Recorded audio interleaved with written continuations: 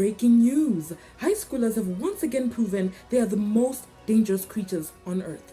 Take a look. I just wanted to dance. Be normal for once. But then they poured pig's blood on me and I snapped. And turns out prom decorations are surprisingly flammable. Well, this has been your daily reminder not to bully the quiet kids, especially ones that move things with their minds. Now, let's dig into Stephen King's chilling masterpiece, Carrie. I have been your host, Yamurai Grace Mukombiwa. Over and out. Hello everyone, my name is Yamurai and welcome to my channel. If you're not new around here, welcome back.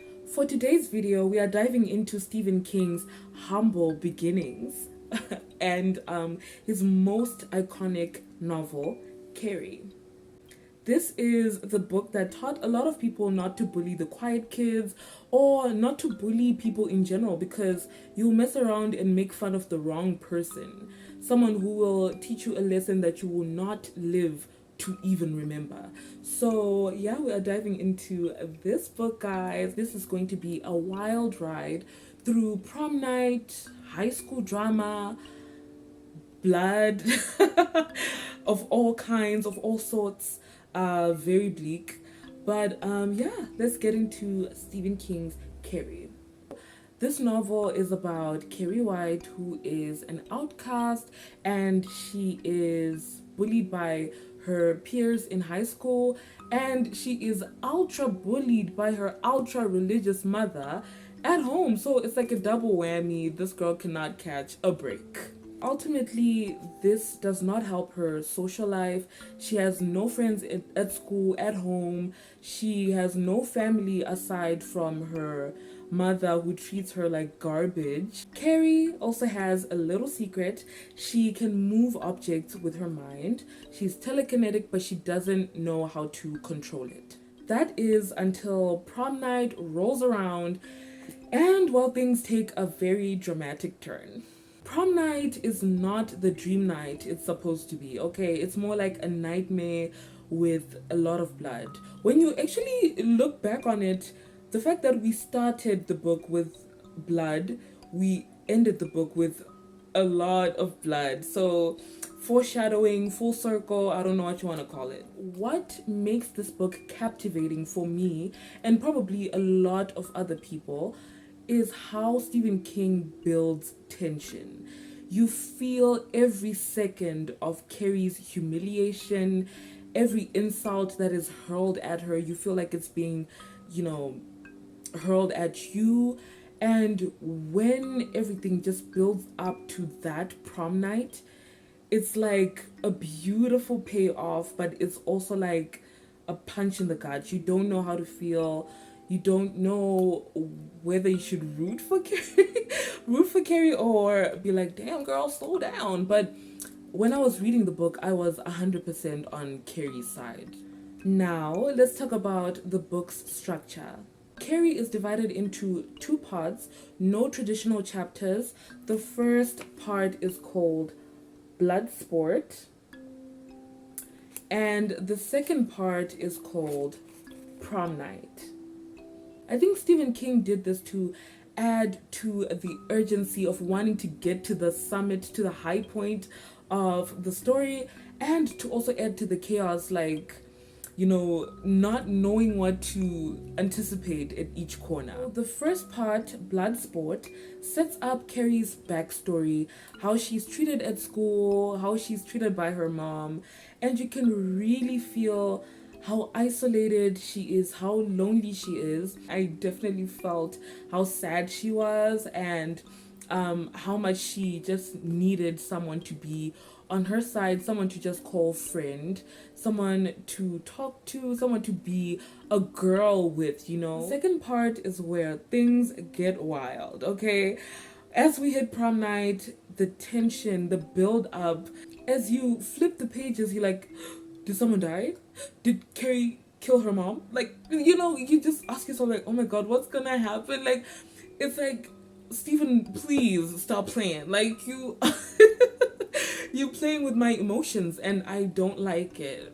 But yeah, like part two is when things get bug wild. Okay, when the infamous bucket pig's blood moment happens, it feels like Stephen King just flips a switch, and I mean, ultimately, the switch is in Carrie's mind and how she decides to unleash the carnage, the vengeance on these people. Most of these people that do die at prom night, um, there's no redemption for them. Like they kept laughing. They what like there's a scene in this book where where Carrie is tripped and she falls after the whole pig's blood thing happens. She tries to run out of the gymnasium, and someone puts their leg out and trips her. Of course you deserve to die. Like, of course you deserve to die. Like, what are you doing? Like, what are you laughing at? Like the fact that people actually barely laughed, like cackled at Carrie's, you know, just just everything just went so wrong for this girl. I remember reading a part after she had like someone tripped her and she fell. She actually anticipated someone kicking her in the butt just to, add insult to injury. And I was like, man, like these people were so bad. And I always hear stories about like how bullying in like the 50s, 60s was way worse than it is now. And I think this book really, it just confirmed a lot of things. And I can only imagine what Stephen King himself witnessed, because I heard that he used to be a teacher whilst he was still writing this book. I want to talk briefly about the Goodreads reviews. I was super curious as to what other people thought about the book, whether they liked it, whether there were specific sections that they didn't like that I also noticed. Quite a large number of the Goodreads reviews, and Carrie had some wild reactions. Okay, others were shocked by the ending, others did not like the fact that she killed so many people. I mean, in the book, she kills people at prom night, and she kills the people like around town, like in her town, people who've laughed at her mother. What I was specifically looking for within these good reads were some moments in Stephen King's novel where he was kind of racist, which I didn't like. But there was a couple of things that I was kind of hoping to see from other people, which I kind of saw glimpses of, but I hardly saw much uproar about it. Is that there was a lot of references to minstrel shows, or like, you know, people of color, and it was definitely quite jarring. So to give you some context, this is when the pig's blood thingy just happens and Carrie just opens her eyes. The same instant, Carrie opened her eyes wide. There was a picture of the tar baby sitting in the middle of the road, looking like one of those old-time Negro minstrels with the black face and great big white eyes.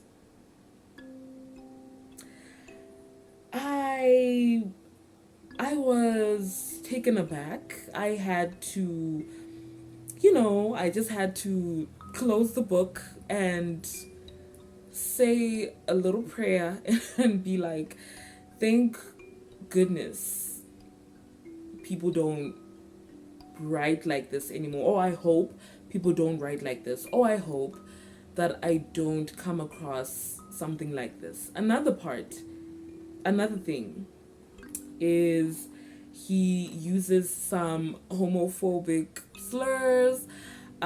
He also talks about how Carrie looked when she had the pig's blood on her. Said that she looked like an Indian with war paint on. I feel like there's always a choice. There's always a way to describe things in other ways that we will get the picture. Yeah, like a lot of references to like Negro minstrel shows. Um, Definitely, I mean, this was probably an all white town, and yeah, like I didn't like that, and I'm allowed not to like something about the book, and that's it. Let's talk about the characters just for a brief second. Carrie White. She was a vulnerable, awkward teenager who does not relate to that. I mean, if you weren't awkward and vulnerable in your teenagers, then kudos to you, because, child, it was the trenches when I was in high school. But she truly did not deserve the treatment that she got from her classmates and from her mother. It was truly sad to read this book. I mean, the movies explain everything, I know, but it was way worse in the flippin' book, okay? In the novel, Stephen King describes her as a chunky girl with pimples on her neck, back, and buttocks. But it's crazy how, I mean, through Stephen King's writing, of course, other people describe her to be quite pretty, and she just didn't realize it, or very pretty up close. That's what Tommy Ross thought. Like, he was describing her, and he was describing like a normal, beautiful girl. People who were interviewed in the little excerpts from the newspaper clippings or interviews and stuff after the massacre described her to be a very pretty girl who was just always drowning in the clothes she was wearing, the hairstyles she had on. And, it was quite confusing to me. Like, is she pretty or is she ugly? Like, you know what I mean?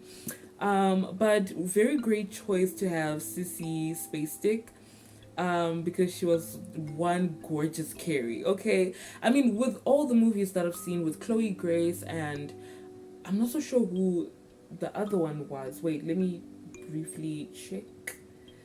Who played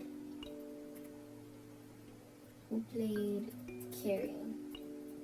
What? There's another one. I fear I missed one. One slipped through the cracks from me. Wait, there's four Carries. I've only watched three. Okay, so I have to watch one now. Then there's Toxic and Manipulative Personified with Margaret White, who is Carrie's mom, very abusive. She is a religious, can you even say religious fanatic? She is a religious freak. Let me just say that. Very abusive. She hits Carrie. She puts Carrie in this closet to punish her when she doesn't get her way. And yeah, like, she's just horrible. And I'm pretty sure you guys know her character. She's just terrible. I hate her. Then there's Tommy Ross, who is the sweet guy who took Carrie to prom. Really nice guy, did not deserve what he got towards the end, or at the end. He was honestly caught in the crossfires of everything, which was really sad. Well, one of the few people that treated Carrie with respect. He genuinely saw her for who she was, just a normal high school girl. And yeah, he was just really sweet, man. Then there's Sue Snell, who is Tommy Ross's girlfriend, but she feels bad for bullying Carrie and asks him to take Carrie to prom instead of taking her. And honestly, you know what? I'm not so sure. It was bittersweet with, Sue Snell. I'm not so sure if it was the right thing to do, because all this crap ended up happening in the end. I don't blame her. I blame her friends. But yeah, like, I just feel like she should have just left Carrie White alone, tried to speak to her friends to say, hey guys, please, like there's no point in harassing this girl. Instead of doing all that, she should have just tried to manage her friends or tried to show her friends, like, it's not right and what are you gaining from this. So I'm going to group Chris Hodgkinson and Billy Nolan in one group because they don't deserve individual introductions. They are the people that dropped the pig's blood on Carrie, just terrible people who deserve to burn in the devil's toenail. Because, wow, like, to exert so much effort to ruining someone's night, like, it was totally uncalled for, unwarranted. They were just too much for themselves and for society. I'm glad Carrie dealt with them in the end, but Chris and Billy were just two very terrible people. And I feel like Stephen King knows how to write bad characters that feel like they're demon possessed, like in a very serious and scary way. Like, these are people that probably need to be placed in psychiatric care because their thought process, the way they talked about Carrie, the way they treated each other as, boyfriend and girlfriend as well, how they sickly sickly and dementedly thought about one another. It was truly nightmare fuel, really. Honestly, I feel like in all of Stephen King's books, there's just an evil presence, an evil demonic presence that just takes over or inhibits the minds of these people that just want to kill the main characters or do wrong by the main characters. And it's truly fascinating. And I guess that's the horror aspect that a lot of people respect, because it's very rare to read a book that just unsettles you. Now I want to talk about the themes and messages of this novel.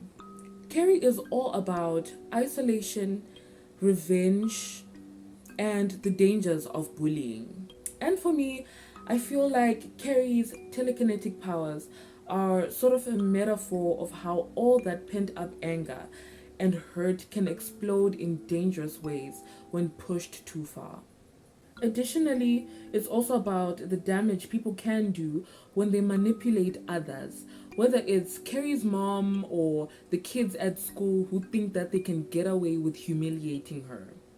At its core, this novel teaches us that no one is invincible, and if you push someone too far, they will truly show you what they're made of.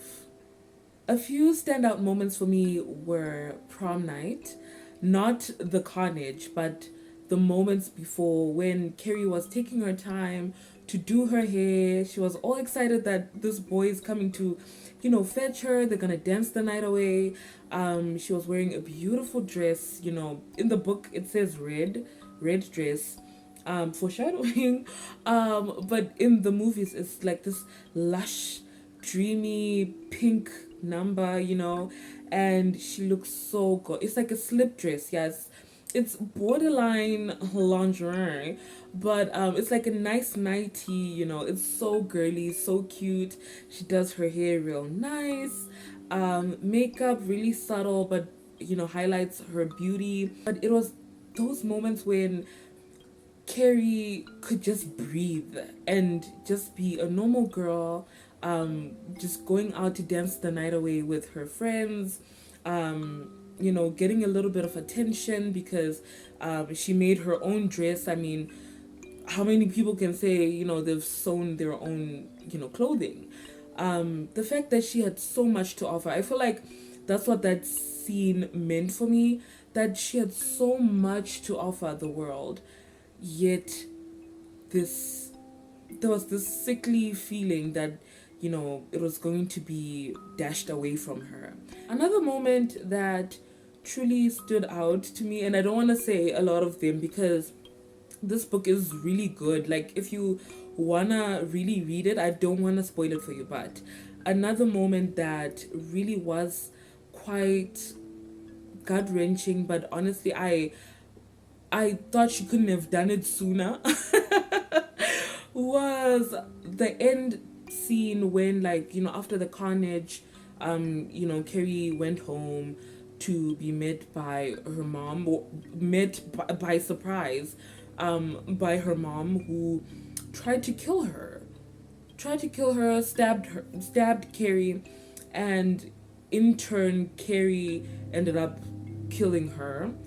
And it was so cathartic. I was like, geez, woman, like, inhumane the attitude that she had towards Carrie was. She wanted to kill her multiple times. She constantly punished her. She constantly abused her. She hit her.